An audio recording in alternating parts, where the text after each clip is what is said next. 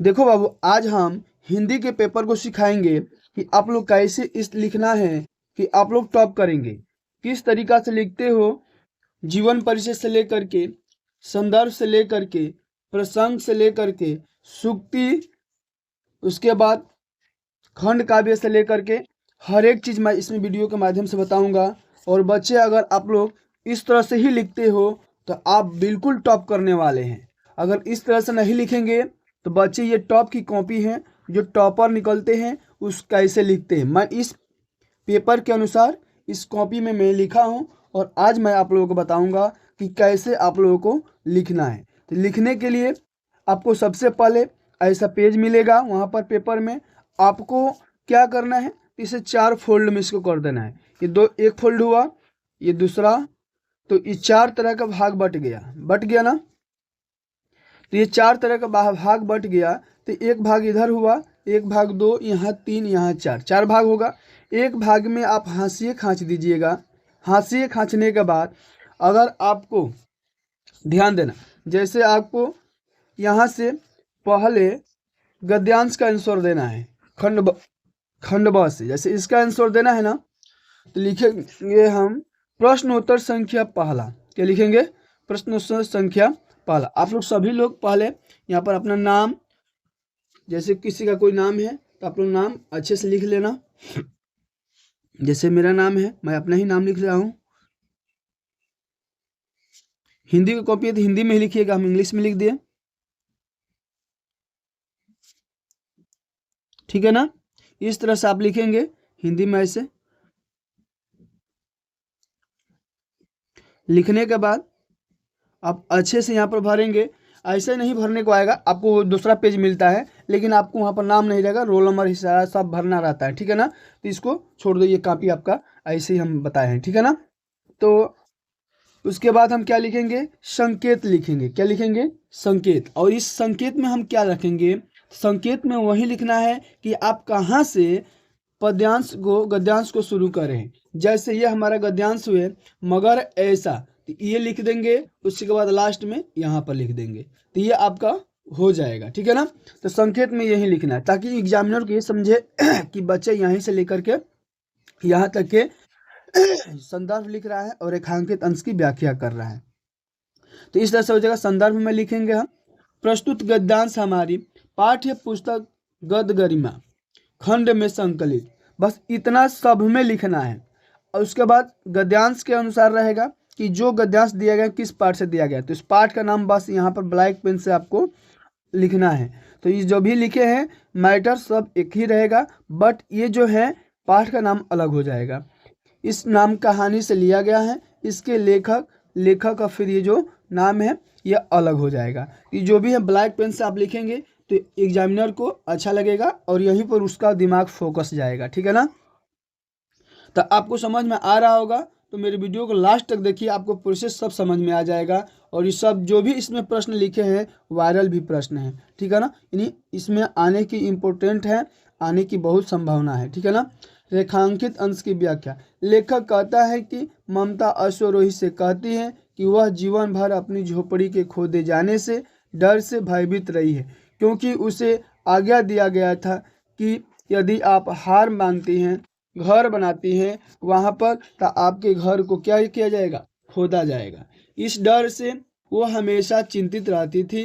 अंत में वह जब मृत्यु शैया पर थी तो वह कहती है कि अब उस बात से हमें हमेशा चिंतित रहना जरूरी है, चिंतित कोई ज़रूरी नहीं है, क्योंकि मैं अब परलोक जा रही। तो ऐसे करके लिख देना है। तीसरे का प्रश्न पूछेगा तो तीसरे का जो प्रश्न पूछेगा उसका भी हेडिंग डाल करके इस तरह से लिख देंगे, ठीक है ना। अब मानकर चलो कि आपको पद्यांश लिखना है, प्रश्न उत्तर संख्या दूसरा लिखना है, ये पद्यांश। अब ध्यान देना, अगर ये नहीं आ रहा है आपको तो आप यहाँ से अथवा डाल करके इसका भी आंसर दे सकते हैं, ठीक है ना। तो थोड़ा सा ध्यान दीजिएगा, अगर आपको ये दूसरा लिखना है पद्यांश का तो इसमें दिया है, ठीक है ना। पद्यांश को हम कैसे लिखेंगे, देखो यहाँ पर दिया है। तो पद्यांश बाबू, जैसे हम यहाँ पर भी संकेत अच्छा से लिखेंगे। संकेत लिखेंगे, चढ़कर चेतक प्रत्यक्ष कपाली था, ठीक है ना।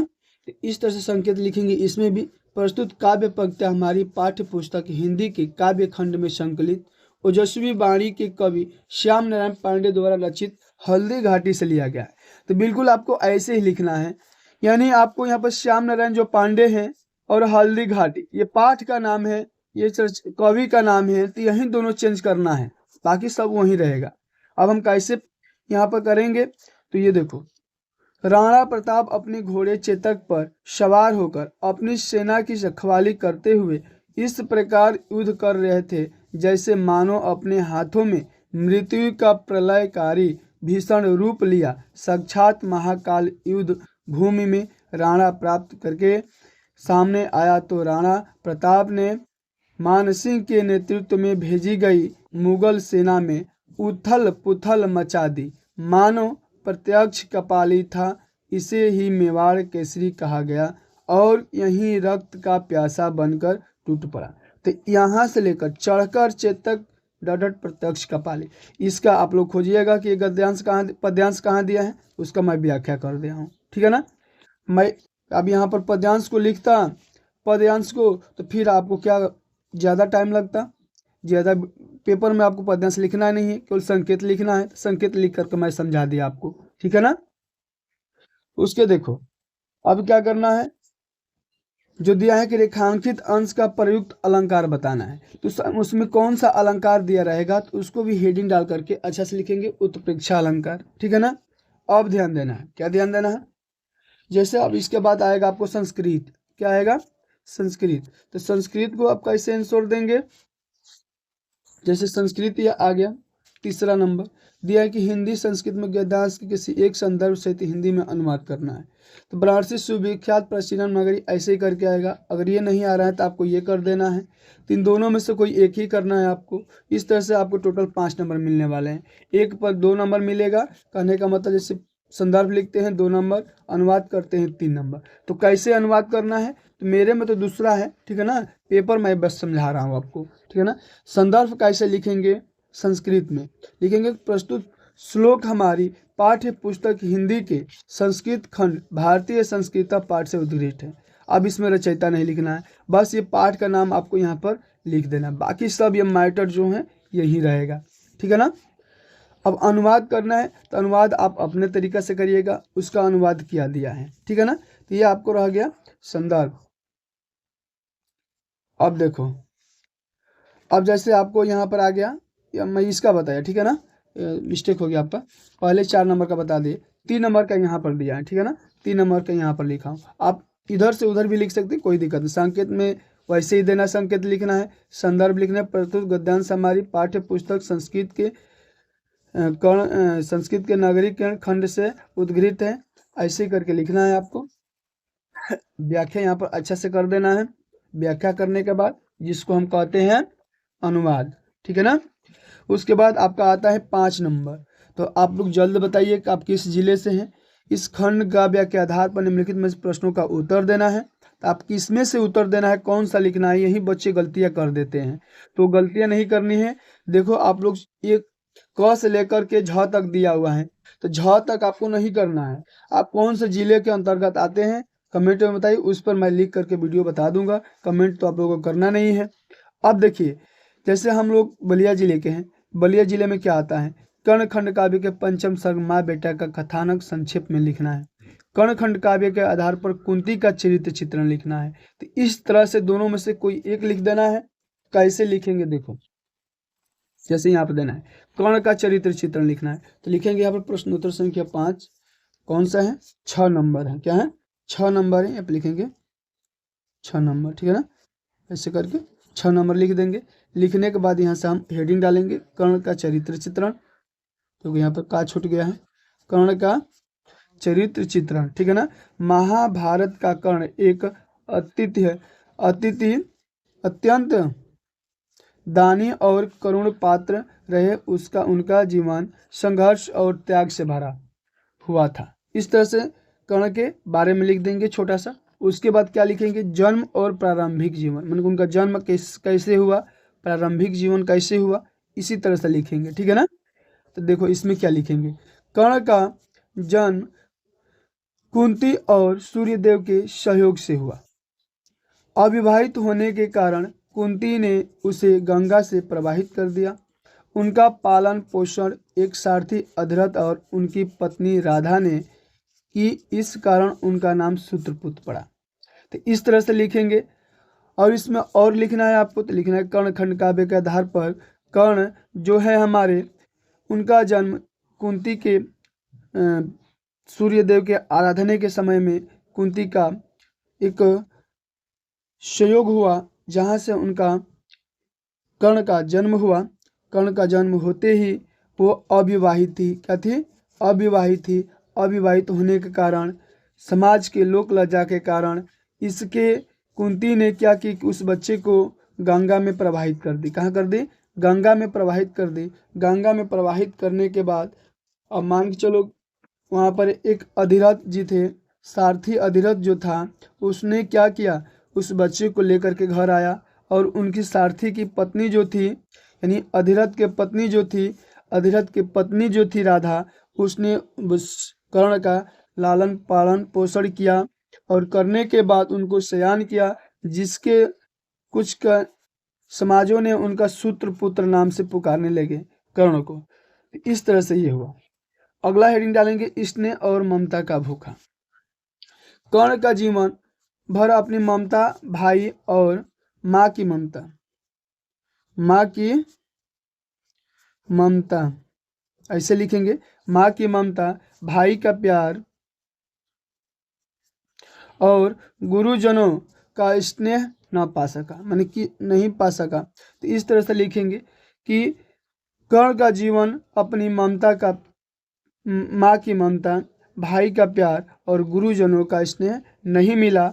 उनसे उसे केवल लांछन, लांछन का मतलब माने तिरस्कार, तिरस्कार ही मिला। उनका हृदय सदा माँ की ममता पाने के लिए तरस गया। कुंती से कहता है, अपेक्षित होता है और ये भाग्य न मेरे सोता स्नेही स्नेहमयी जननी ने चाहा। इस तरह से एक दोहा बताता है।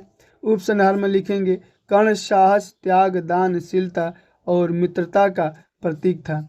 उन्हें विपरीत परिस्थिति में भी अपना वचनों का पालन किया। कर्ण वास्तव में कर्ण कुरुपात्र महान कहलाया था।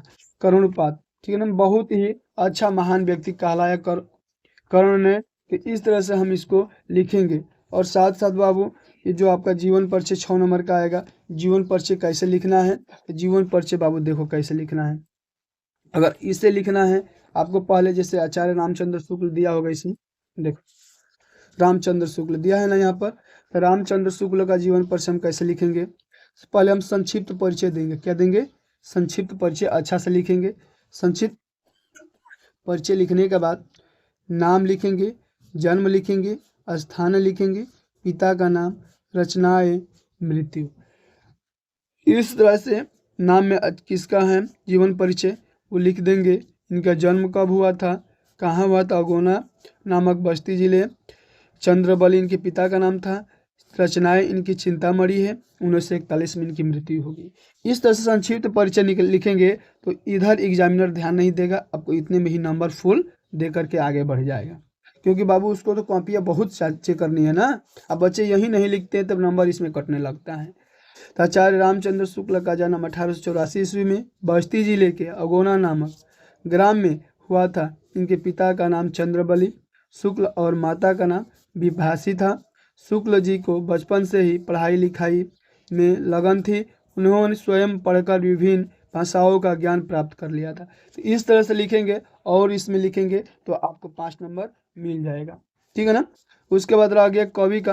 कवि का मैं अगले वीडियो में बताऊंगा, क्योंकि हमारा वीडियो बड़ा हो जाएगा, लंग हो जाएगा, तो इससे कोई बात नहीं। अब आता है हमारा, ये सब तो आप लोग कर लोगे। उसके बाद आता है निबंध। तो इस निबंध को हम अगले वीडियो में भी लाएंगे, निबंध और कवि का जीवन परिचय। तो अगले वीडियो, नेक्स्ट वीडियो के लिए आप लोग तैयार रहिएगा। जय हिंद, जय भारत।